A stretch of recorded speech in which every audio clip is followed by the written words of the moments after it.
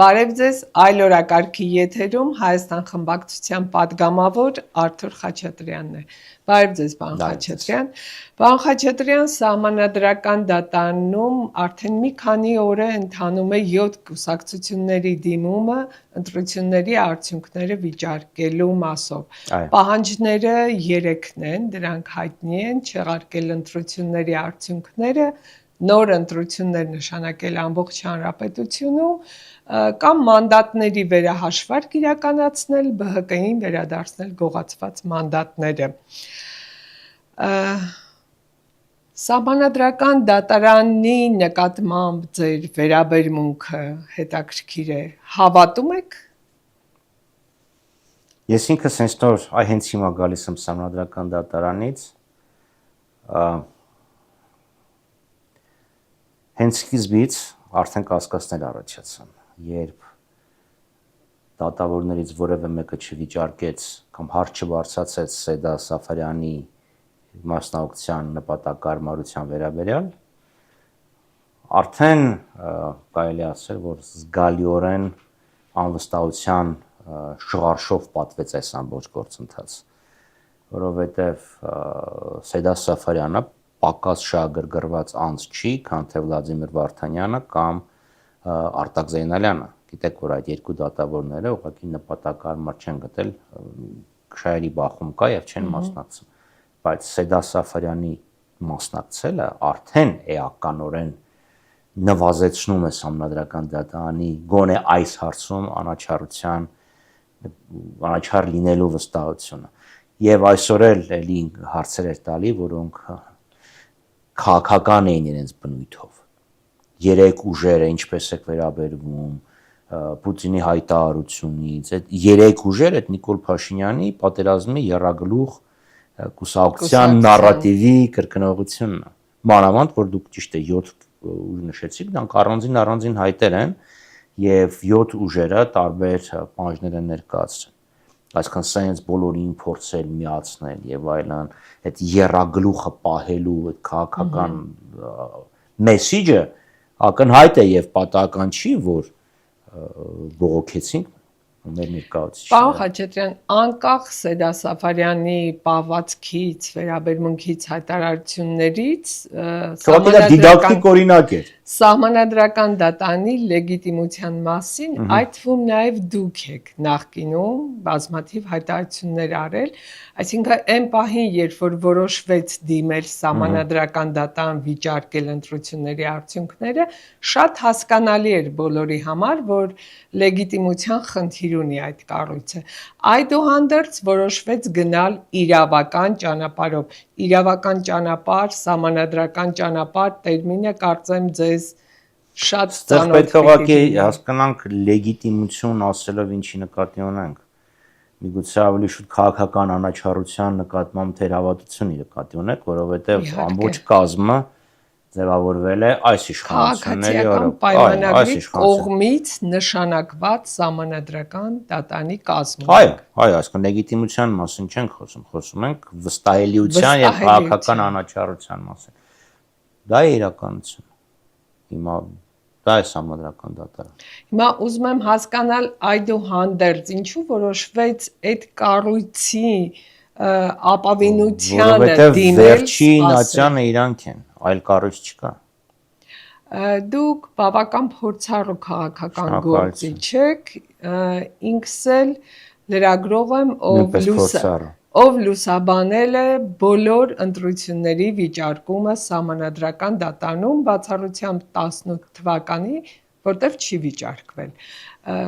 Հիմա ես կարող եմ շատ հստակ ասել Սահմանադրական դատարանի որոշումը որն է լինելու։ Ընտրախախտումներ եղել են, դրանք էական ազդեցություն չեն ունեցել արդյունքների վրա։ Դուք ինքներդ գիտեք, որ մոտավորապես այդպիսի ձևակերպում ենք ստանալու։ Ում է ինչ տալու։ Ես չգիտեմ, դուք ինչ գիտեք, թե ես ինչ գիտեմ։ Բայց կա գործընթաց, որը ուզես չուզես պիտի անցնես։ Այսինքն ինչ չբողոքել, որ ասեն ուրեմն դուք հաշտվանք խաղաղեք եւ դրա համար չեք բողոքել։ Անցանք այդ գործընթացը, հետո հիմա գործընթացը անցնենք, տեսնենք ինչպես ենք անցնում, հետո մենք կողմնորոշվենք եւ տեղակ պայենք եւ ձեզ եւ մեր հանրությանը։ Հաջորդ հարցը օրակարգային մանդատների հարցն է, որը ասեմ դա առաջնային հարցն էր, ուղղակի դուք փորձեցիք առաջին հարցով քողարկել։ Չէ, ըստ իս դա ավելի երկրորդական հարց է, հիմա բացատրեմ, որովհետև ինձ համար ավելի կարևոր է մանդատները վերցնելու կամ չվերցնելու ընդդիմության որոշումը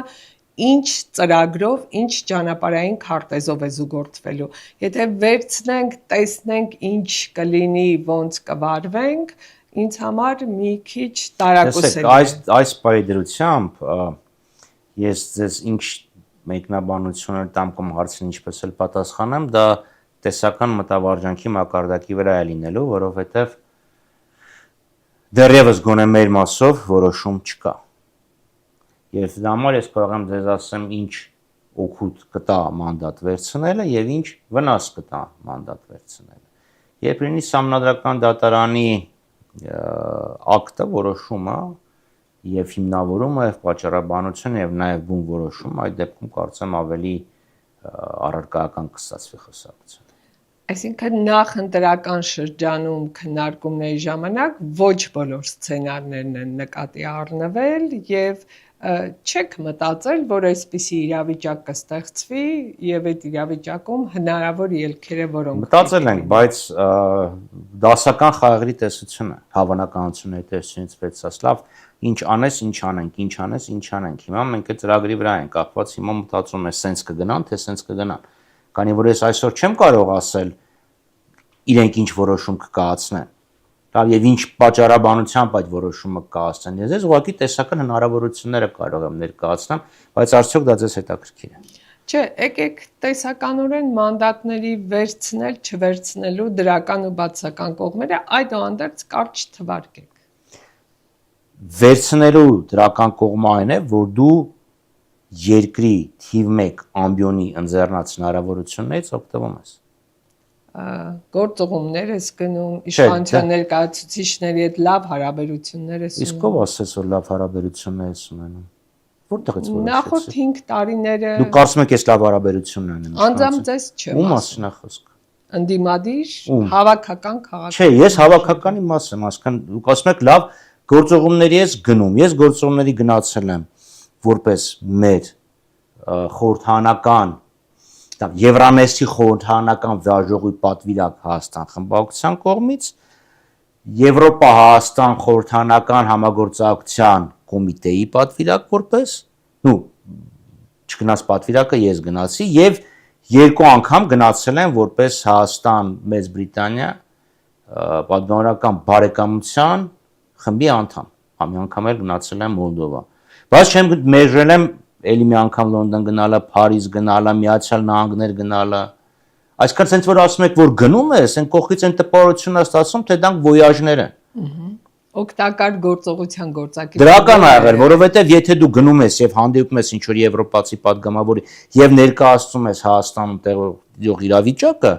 դրա օգտակար գործողության գործակիցը ավելի բարձր է, քան թե չգնալը։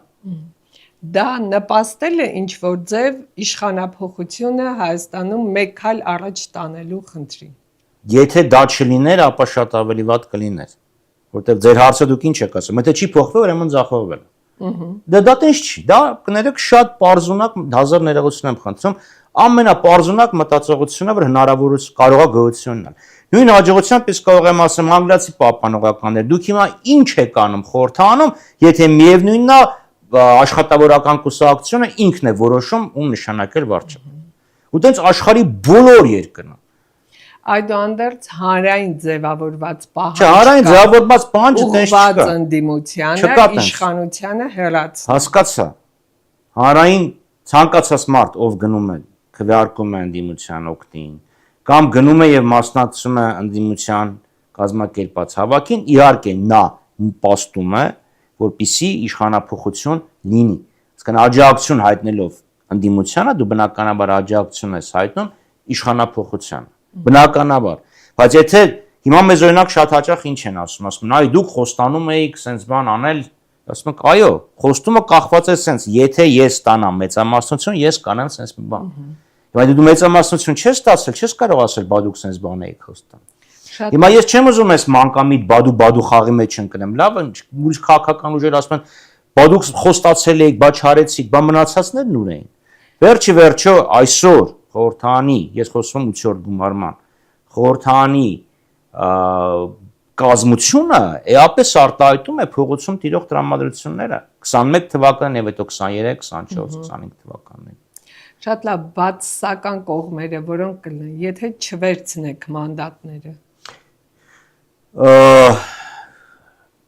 Հիմա օրինակ բերենք, լավ նույն Վրաստանում, տեսեք, չվերցրեցին մանդատները, հետո ինչ եղավ։ Այն էլ ունենալով Եվրոպայի այդ սարսափելի աջակցությունը մեծ։ Լավ, եվրոպական միջանցքներում, դահլիճներում փորձում են իրենց ձայնը լսելի դարձնել։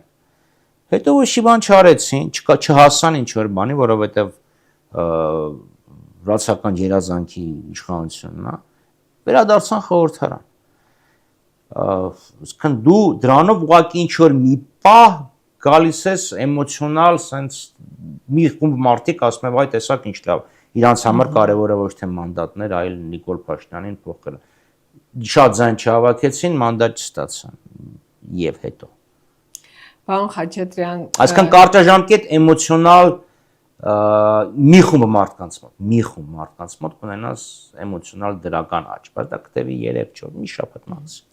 Ընդդիմության օրակարգում շատ հստակ մնում է իշխանությանը հեռացնելու հարցը։ Ցանկ աշխարհի բոլոր երկրների, բոլոր ընդդիմությունների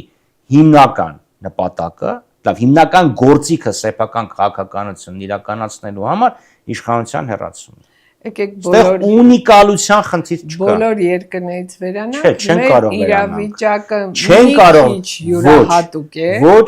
Ոչ, նույնը կարող է իր իրավիճակի մասին ասել Մոլդովան, նույնը կարող է իրավիճակի մասին ասել Ուկրաինան, նույնը կարող է իրավիճակի մասին ասել Վրաստանը, այսինքն աշխարհի բոլոր ընդդիմությունների նպատակը իշխանություն փոխելն է։ Իշխանությունը փոխեցինք։ Հրաժարվում ենք իշխանության ձեռք բերած պայմանավորվածություններից։ Ինչ պայմանավորվածություն է իշխանությունը ձեռք բերել։ Թրիփի մասին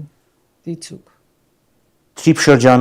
շրջանակը կարող է ընդլայնվի։ Մենք շատ բարձ ասել ենք, որ թրիփը որպես այդպեսին որևէ խնդիր Հայաստանի համար չի լուծում։ Այսինքն թրիփը պետք է ընդլայնվի թրիփի շրջանակը։ Արցախի վերադարձնելու հարց օրակարգում ունենում ենք։ Արցախցիների վերադարձի իրավունքը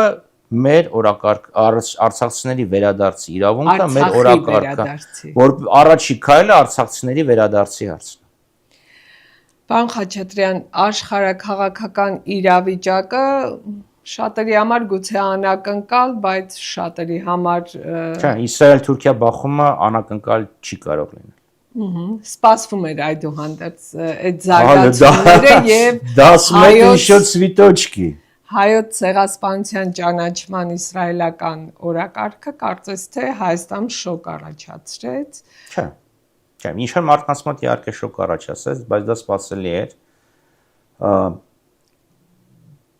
Հիմա ինչ քաղաքական նպատակ է հետապնդում Իսրայելը, իր գործն է, բայց մեր ազգային շահերից բխում է, որ